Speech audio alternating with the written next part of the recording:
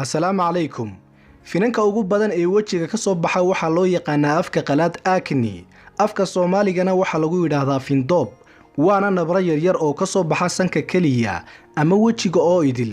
Waxayna ka dhashaan qanjidho maqaarka ku dhex abuuran oo aad u yaryar oo soo saara dufan maqaarka subkiya. Qanjidhadaas ayaa afka ka xidhma, kadibna way bararaan. Markii la riixana waxa ka soo baxa wax cad oo adag oo dadka qaar ay moodaan malax. Findoobkana waxa uu ku dhacaa wiilasha iyo gabdhaha intaba, wuxuuna u badan yahay xilliga ay qaangaarayaan.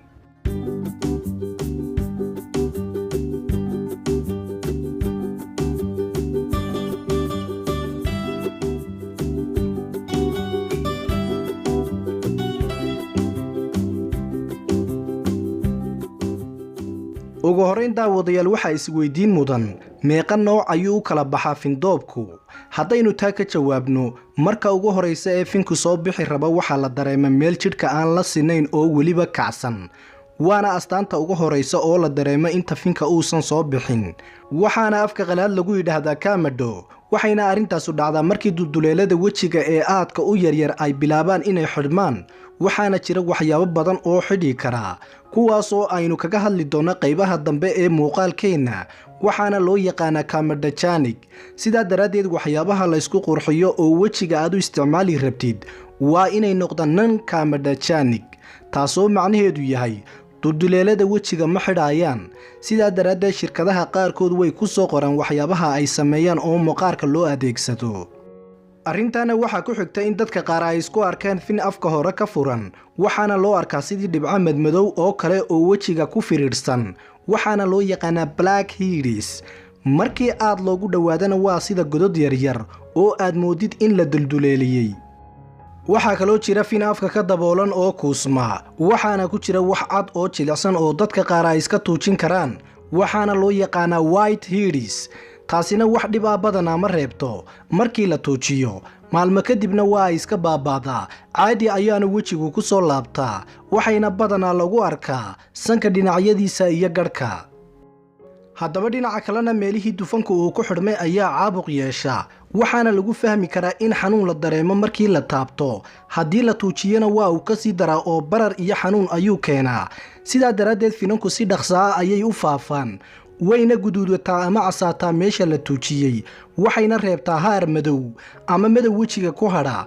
waana muhiim in aanad tuujin fin xanuun leh oo jidhkaaga ka soo baxa, waayo taasi waa khalad ay dad badani ku dhacaan. finka markuu sidaa noqdana waxaa loo yaqaanaa babiolis ama bimbalis, lamana taabto. haddaba haddii aad tuujisid finka hore waxa uu isku beddelaa wax loo yaqaano basjuolis, taasoo ah fin malax ay gashay. welina waa muhiim in aanad taataaban oo aanad ka dhijin malaxda, haddii kale wejiga waa uu kaa hallaabayaa. waxaana jira daawooyin loo qaato markii xaaladdu halkaa gaadho. waana muhiim inaad dhakhtar maqaarkaa la xidhiidho, laakiin inta ka horaysa siyaabo dabiiciya ayaa loola tacaalaa. haddaba haddii finka ay waxba ka soo bixi waayaan oo uu sii bararo, waxa uu isku beddelaa xaalad loo yaqaano najual.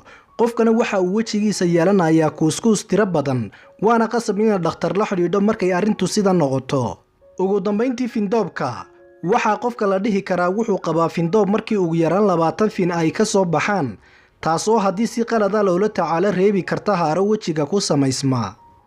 daawadayaal iminkana bal aynu ka hadalno waxyaabaha keena findoobka. inkastoo waxyaabaha toos u keena finankan aan la garanayn, laakiin waxaa jira dhowr sababood ama dhowr waxyaabood oo dedejiya ama saacida soo bixitaankooda. waxaana ka mid a daawooyinka qaar, sida daawooyinka isticmaalkooda aan laguu qorin, gaar ahaan kuwa korka la mariyo. waxaa kaloo finankan keeni karaa heerka hormoonka qofka ama hormoonada kacsan ee loo yaqaano androgenes ayaa lala xidhiidhiyaa soo bixidda finanka wejiga oo u badan dhallinyarada, xilliga qaangaadhka ama wakhtiga haweenka uurka ay leedahay. waxyaabaha kale ee keeni kara finanka wejiga waxaa ka mid a jeermiska. waxaa la sheegay inay jirto bakteriya badanna lala xidhiidhiyo inay ka qayb qaadato samaysanka haaraha wejiga. markii ay finanka soo baxayaan kadib, in bakteriyadu ay finka wejiga ku dhalatayna waxaa lagu fahmaa in finka uu xanuun yeeshay ama midabkiisu isbeddelay. waxyaabaha kale ee keeni kara finanka wejiga waxaa ka mid a qanjidhada dufanka wejiga oo aad u shaqeeya. haddaba haddii qanjidhada soo daaya dheecaanka subkiya maqaarka ay aad u shaqeeyaan, taasi waxa ay keeni kartaa in saliidda ay ku xiranto sidaasna ay finan ku samaysmaan. waxaa kaloo keeni kara finanka wejiga ka soo baxa diiqadda, welwelka iyo fakarka. haddaba fakarka iyo istresska ama welwelka waa lala xidhiidhiyaa findoobka. waxaa kaloo keeni kara hurdayarida ama hurdo xumida, waxayna ku jirtaa waxyaabaha ka qayb qaata findoobka. waxyaabaha kale ee keena finanka wejiga waxaa ka mid a cabbitaan yarida, waayo dadka badanaa aan cabbin biyaha caadiga ah way ka finan badan yihiin dadka aadka u cabba biyaha. waana arrin cilmi baadhis lagu ogaaday, sababtoo ah dadka jidhkooda uu leeyahay biyo ku filan badanaa ma xidhmaan qanjirada dufanka ee jidhka ku yaala. waxaa kaloo keeni kara findoobka cuntooyinka qaar la sheegay inay xidhiidha leeyihiin findoobka, sida jukulaatada, caanaha, cuntooyinka la kaarbonhaydareydka, fitamiin E-ga iyo fitamiin E-ga.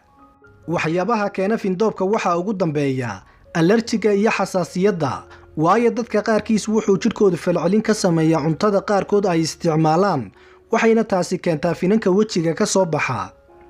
haddaba daawadayaal, findoobka waa dhibaato ay sheegtaan in ka badan 85% dhallinyaro ah, mana aha cudur halisa, laakiin dhibaatada ugu weyn ee uu keeni karaa waa wejiga oo haara yeesha, dhaawac nafsaaniya, niyad jab iyo ka go'idda bulshada. taasina waxay u badan tahay gabdhaha. haddaba waxaa isweydiin mudan sideebaa finanka looga hortagaa. taa haddaynu ka jawaabno waa inaad nadaafadaada ku dadaashaa, waayo nadaafadda waxay door weyn ka ciyaartaa furidda afka qanjirada saliidda ee xidhmay si aysan finan cusub u samaysmin. sidoo kale waa inaad si joogtaa wejigaaga biyo nadiifa ugu dhaqdaa adigoo aan isticmaalin saabuun ama kiimiko kaleba. sidoo kalena finanka ka daa gacmahaaga hana tuujin, waxaa ku jirana ha ka soo saarin. sidoo kale ka fogow cunooyinka warshadaysan iyo kuwa bacaysan. sidoo kalena jooji isticmaalka sigaarka iyo daroogada kaleba. haddaba daawade waxaa isweydiin mudan, findoobku daawo ma leeyahay? haddaynu taa ka jawaabno, findoobka waxaa loo isticmaalaa daawooyin badan oo ay ka mid tahay boomaatooyin la marsado, laakiin waxaa kugu habboon inaad u tagto dhakhtarka maqaarka si loo arko finankaaga noocooda iyo heerka ay marayaan, sida aynu ku soo faahfaahinay qaybtii hore muuqaalkeenna. waxaa kaloo jira xanuuno maqaar oo dhowr ah oo u eg findoobka oo lagu daaweeyo daawooyin ka duwan. intaa kadib daawadayaal, siyaabaha dabiiciga ee loola tacaalo findoobka. waxaa jira waxyaabo dabiiciya oo lagula tacaalo markuu findoobku cusub yahay, dadkuna way ku kala duwan yihiin siday ugu fiicnaadaan. sidaa daraaddeed waxaynu halkan ku xusi doonnaa waxyaabaha waxtarkooda la xaqiijiyey. haddaba fadlan, haddii aad tahay dadka elerjiga qaba, waxaa laga yaabaa in waxtarka daawadhireedkan sidii la rabay inaad ku noqon weyso, ee la xidhiidh uga horayn dhakhtarkaaga. intaa kadib, khalka tufaaxa ee aan la sifayn ee loo yaqaano unfiltered apple cider vinegar waxaa badanaa lagu darsadaa cuntada sida saladhka oo kale, wuxuuna wax ka taraa findoobka, wuxuu qallajiyaa saliidda badan ee wejiga, wuxuuna furaa qanjidhada xidhan, wuxuuna la dagaalamaa bakteeriyada wejiga ku dhalata. laakiin waa inaad xaddi yar ka isticmaashaa marka aad wejiga ku dhaqanaysid, kadibna biyo aad ka dambaysiisaa. waxaana laga helaa dukaamada qaarkood isagoo diyaara. waxaad kaloo ku daaweyn kartaa nabraha iyo finanka wejiga ka soo baxa malab iyo qorfo la isku shiiday. sidaynu hore uga soo hadalnay, labadan daawo waxay aad ula dagaalamaan caabuqa noocyadiisa kala duwan, gaar ahaan kuwa maqaarka ku dhaca. haddaba 2 qaado oo malaba iyo 1 qaado ama 1 malgacad oo qorfo ah ayaad isku shiidanaysaa.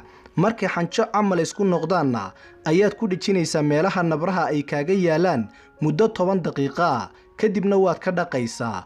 ogow waa in malabka uu yahay mid dabiiciya oo saafiya.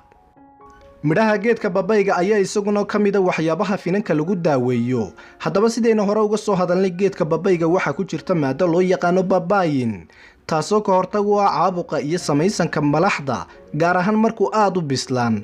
markaad qolofta iyo maraha kala saartid babayga, waad shiidaysaa adigoo biyo aan ku darin. markuu cajiin oo kala noqdo ayaad marsanaysaa wejiga 5 iyo 10 daqiiqo, kadibna waxaad uga dhaqaysaa ama uga maydhaysaa biyo diiran ama qandaca. qolofta oranjada ayaa iyaduna ka mid a waxyaabaha lagu daaweeyo finanka wejiga. haddaba qolofta oranjada ayaa la shiidayaa, marka ay budo noqoto ayaad ku daraysaa biyo yar si ay u noqoto wax wejiga lagu dhejin karo. waxay kaa caawin doontaa in unugyada dhintay ee maqaarka ay kaa nadiifiso, qanjidhada xidhmayna inay furto. 20 daqiiqo kadibna waad iska dhaqaysaa ama iska maydhaysaa. geedka dacarta ayaa isaguna ka mid a waxyaabaha lagu daaweeyo finanka wejiga. haddaba sidaynu hore uga soo hadalnay faa'iidooyinka geedkan waxaa ka mid a in maqaarka uu daawo uga yahay cudurro badan. waxa uu yareeyaa bararka, finanka iyo caabuqa ku dhasha wejiga. sidaa daraaddeed dhareerka geedkan ayaa la marsadaa wejiga, waxaadna isticmaashaa nooca caleemaha balballaadhan ee qodxaha leh. markaad kala dhambaashid caleenta waxaad ugu dhex tegi doontaa wax sidii mara u cad oo khafiifa oo dhareer badan leh. taas ayaad ku tirtiranaysaa wejiga muddo 30 daqiiqo kadibna waad ka dhaqaysaa ama ka maydhaysaa wejigaaga dhareerkaas qalalay. qolofta muuska ayaa iyaduna ka mid a waxyaabaha lagu daaweeyo finanka wejiga, waayo muuska waxa ku jirta maado loo yaqaana lutein.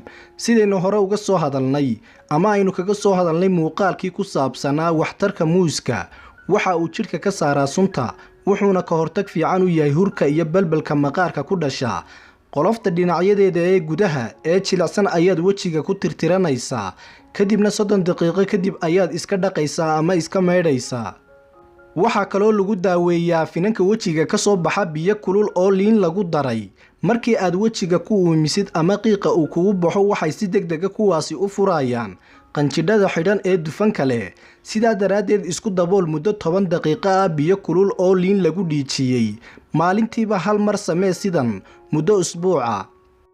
cunista toonta ayaa iyaduna ka mid a waxyaabaha lagu daaweeyo finanka wejiga. fadlan wejigaaga toon ha u dhowaynin, laakiin cunnada ku darso, waxayna difaac kaa siin doontaa ka hortagga caabuqyada tirada badan ee aynu hore uga soo hadalnay.